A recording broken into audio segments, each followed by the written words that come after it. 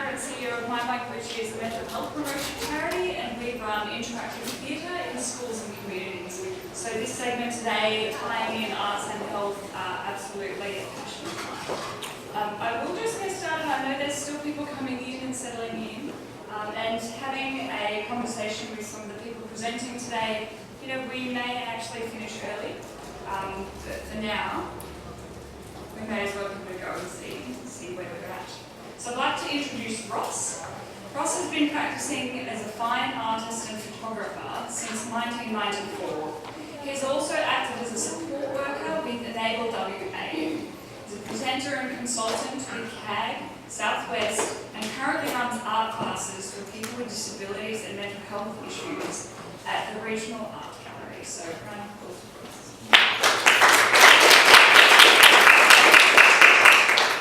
G'day everyone. I didn't actually do a slideshow, I was going to, but because of the nature of my classes, I didn't really want to put photos up of my students. Some of them doing nice things, some of them are naughty. I'm here to talk about my Monday Open Art Group, which I run voluntarily. I've been doing it for a year and a half. I first started working up in high school and then did a degree at the West Australian Academy of Performing Arts, or WAPA, as a fine artist.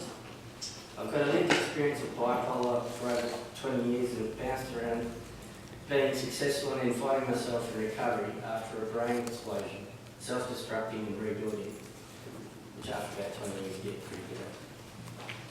So in the past few years I've taken control of my illness by being active in the community, by being as active in the community as I can in the mental health sector. I'm vocal about stigma and taking control of my life by being a member of Bunbury's CAG, which is the Consumer and Carers Advisory Group, which works with the Health Department. So we'll review ED procedures and mental health presentations at clinics and try and improve them so there's no gaps, which gave me an education about mental health. And so I've been there for about 3 years and I've been a positive voice for change with the other members, learning about service delivery of people with mental health issues. Once I had a look from the other side, I realised where I was failing. I was self-indulged, focused inwardly, and wasn't seeing the bigger picture. I was too busy being down in the dumps about, I've got like a mental illness, so they help me. Now I've sort of changed tack and decided to go out and help other people, which motivates and helps me. Once I knew how the services were delivered, I could see the gaps in local services which needed addressing. We through the consumer group, we proactively and regularly stay in communications with the services to improve things. Last year in January, I began working in a local non-government disability service provider as an art facilitator. The program was called Art Partners, and what they did was they matched a client with an artist and they worked together weekly, like once a week, and that was funded. So I did that for about 2 months and then the funding dried up. And I was really enjoying it, and I got to meet quite a few different people who liked doing art. So I told the service that, do you mind if I run the classes at your organisation's office and take your clients and other clients and run the group? And they said, yeah, sure. So I did that, but instead of one-on-one, instead of one person to one artist, I took 5 to 10 clients and support workers with me just facilitating it. So I decided to keep the art classes going, and I gave it a name. It's called the Monday Open Art Group, so anyone can attend. Anybody with any ability can attend, and there's no preconceived structure where I force them to do a particular type of art or anything. One thing I did notice that a lot of the services have art programs which are, say, 10 weeks up front, and it's $200 for 10 weeks for that person to do it. And I saw that people were doing it and then dropping out. Well, they couldn't afford it, so that's why I decided to run my class weekly. First class is free, and then after that it's $10 per week, but if they can't come 1 week, that's okay. So they gives them an incentive to come along. They'll actually ring me out and say, oh, I'm so sorry I can't come. So that's all right, I'll hold out to the class and tell everyone. And they'd be like, why aren't you here? And it's like, yeah, so that, on that basis of just having it roll over every week instead of a big block, it's actually attracting more clients who only can do it once every couple of weeks or whatever. Eventually the class became a bit too big at the NGO because I was using their meeting room, and their bloody great big table and getting paint all over it. And they said, Ross, can you actually find somewhere else to run your art class? And I said, oh, okay. So I took my art class to the local regional gallery, and they all observed the art, really loved it. And the education officer chased me down and said, who are you and what group are you? And I said, oh, we're the Monday Open Art Group. We're just visiting the gallery. And she said, what, this is your art class? I said, yeah. And we had a conversation. She said, well, we've actually got an art room which we hire out, and we've got Monday available to run your class. And I said, well, how much is that? She said, it's $100 for 2 hours. I said, we can't really afford that. So the gallery dropped it to $20 now, so it's for $40 we get 2 hours at the gallery, and that's all I have to pay. And it's a specifically art designed area with palettes and paints and stuff everywhere. So I drove my class to there, and I've been running it since October last year, which we submitted our art to the Mental Health Week in October, which is on the 7th or 8th this year. And we're doing it again this year as a group to put our artwork in, just to keep them engaged in the community and have a bit of pride in what they've created.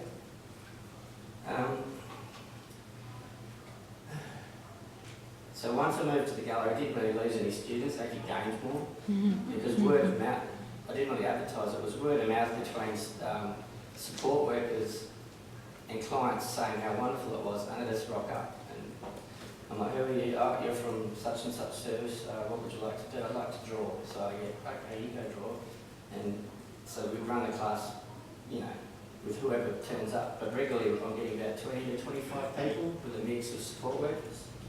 Not everybody in the group has any disability or particular ability. Someone off the street, there's an artist there who's, you know, quite normal, but he doesn't have any prognosis, but he loves the group because he loves engaging with the rest of the group, and he helps me show other people art. So I've recently got an email, this is about inquiries. I've recently got an email from a disability employment service in Bunbury called APM, which I think is Australia-wide, asking about sending their clients along who were too scared to go out in the community, to let alone work, but to go to the shops. And they said, can I send some of my clients to your class so they're engaged in the community in a safe environment and can feel not as scared as I would be just shoved out into the outer. So this is the email I sent this fellow, his name's Leith. He's asking about what to do and how does the art class work and can I send certain people? I said, thanks for your inquiry, Leith. Yeah, he wanted to know if the class was still going, which everyone keeps on asking. So is it still going? Yeah. You should advertise it. No. I said, yeah, the art class is still going. It's been going since January 2018 every Monday. Don't ask me how I haven't missed one Monday in a year and a half, apart from public holidays. But that's the worst day of the week to be committed to. I regret calling it Monday Open Art Group. Any suggestions for another name? Great, because Mondays suck because all the support workers come in either hungover or pissed off. And because the students have been locked up for a weekend with whatever care they've got, they're let loose on Monday. So one group's over here, and they're like, bloody Mondays. Clients go, not drink today. Shh, swear jar. Don't swear. And but the rest of the group, my students, are just bouncing around the room, dancing and singing and creating art. And it's a really enjoyable group. So some of the latest news that I told this guy about, Leith, this inquiry, I said, I received a Smarty grant from the Bunbury Council for $400, a lot of money, for art supplies so I can run, because I run the class voluntarily. I get great support and interest from the Bunbury Regional Art Gallery. They also subsidise the art room, which I've told you before, for $40 instead of $100. The class consists of, I'm repeating myself, that's okay. The class consists of support workers and clients of around 20 diverse people, plus people who don't require support. The range of disabilities is various, but I recognise them as abilities, not disabilities. The art group is very energetic, a lot of fun, loud on occasions, and despite people of all abilities, everyone gets on and creates their own artworks. I'm telling you about this week, this is last week, next week I'm off to Brisbane to present a paper on art for inclusion at the Mental Health Learning Networks Mental Health Conference. I received full funding as a bursary from the actual conference organisers, and the West Australian Country Health Service paid for the accommodation, otherwise I'd still be in Bunbury.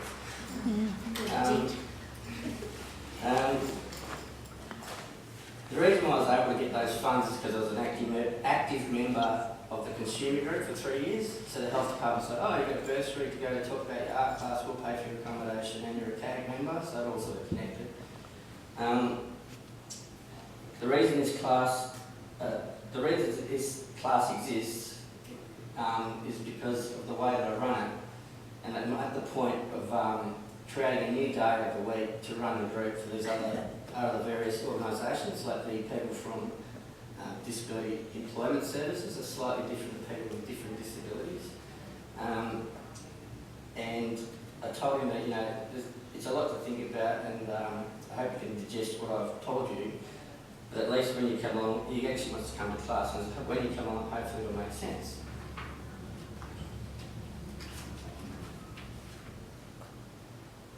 So there's a $10 attendance fee, which is not, I don't enforce.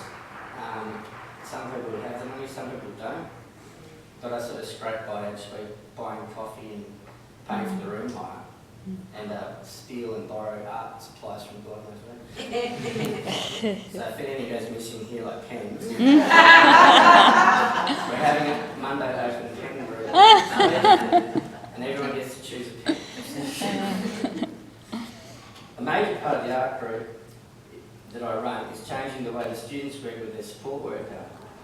What I've stumbled across is that in my art class, the roles are reversed and the relationship between them changes. The dynamics are flipped, so the student is as empowered as the carer or support worker.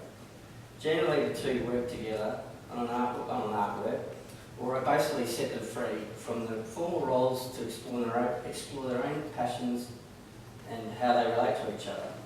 The students, in fact, run the class. They keep them supplied with art materials and guidance on any project they want to do.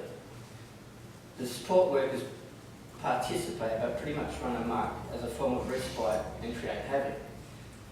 Their clients actually keep them in line, not me.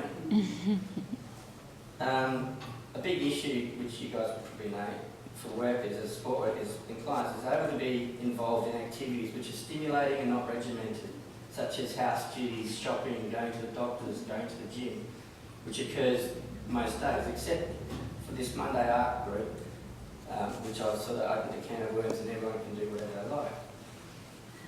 There's a tool I use in class which creates a lot of humour between everyone. It's a swear jar, which means if you swear, you have to chuck in some coins into the jar for next week's health food. Donuts. Tin Tams. What typically occurs is I trip up the support workers mid-conversation with a Bill Witt, and then they're called out swearing. Everyone in the class yells out, "Swear jar!" So they feel peer pressured to cough up some money. And it's quite lucrative, except some people only come with $10 notes, not like that. I've got no coins. I'm actually thinking of getting an F-Toss machine. Tap and go, swear. In 95% of the occasions, the support workers who are the ones who swear are caught out by the students. The penalty for swearing is on a sliding scale. The naughtier the higher the cost and the better the health food the following class. Just recently, separate to the employment service APM, the actual hospital's mental health clinic, which I was a client consumer of myself, contacted me about bringing their clients to class and maybe running a separate group for people who've just been discharged with that and were in this community, and it's the outreach services they want to send to my art class, depending on what they need. Similar to the employment services, but once again it's probably split the two down the middle. But they want to come along and send students. The thing is, I'm doing all this voluntarily. I'm getting all these organisations contacting me and saying, "Great, can we come along?" It's like, but no one's partnering with me apart from the gallery to actually support it.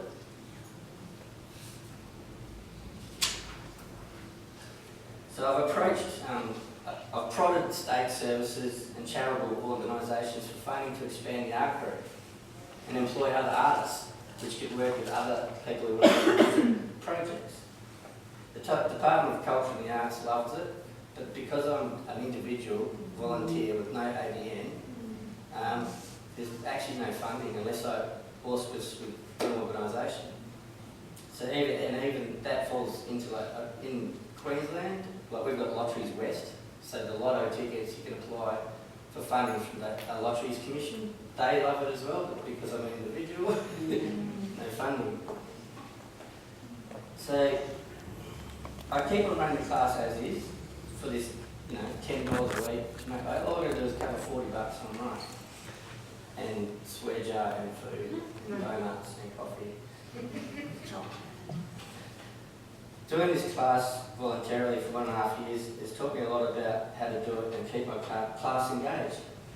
I had 4 new attendees last week, 2 support workers and 2 clients or students who just rocked up for one of the services. No phone call, just turn up for them. I'm like, oh no, it's too many people. They were 2 young girls in their late teens. One's an exceptional artist and wants to help run the art class. So I'm trying to, she's only come 1 week, and we're going to, each week she wants to try something and then maybe partner with or pair up with someone in class to show them how she does art. The other girl who attended has never done art, but they actually turned up and realised they were good friends. So it actually worked out quite well. I'm like, oh, they already know each other. Great. So giving people responsibilities they didn't expect, such as creating some art or helping someone create it, is why I do this crazy art class. It's all inclusive, with the swear jar and health food included. There's really too much to convey what happens in this class weekly. The relationships and friendships that are built up are quite magical between people of all abilities. I'll just finish with reading a letter from the Regional Art Gallery because I prodded them to help me out with how to describe it. And this is from the Education Officer at the gallery. To whom it may concern. Ross Vaughan's Community Art class held at Bunbury Regional Art Gallery. I'm writing to commend Ross Vaughan's effort and commitment to delivering the self-run Community Art class held at Bunbury Regional Art Gallery for over 12 months, every Monday from 10 till 12. Ross has hired the Gallery Art Studio 2 as the venue for this duration of time. The Community Art class has provided a place for people of all ages and backgrounds to make art in a safe and supportive space. Expression through art is key to mental health, and this class provides a space for all passionate arts people to come together to meet new people and share their stories through art at an affordable cost. Then they do a little bit of promo for themselves. Bunbury Regional Art Gallery has a long history of providing a space of community groups, space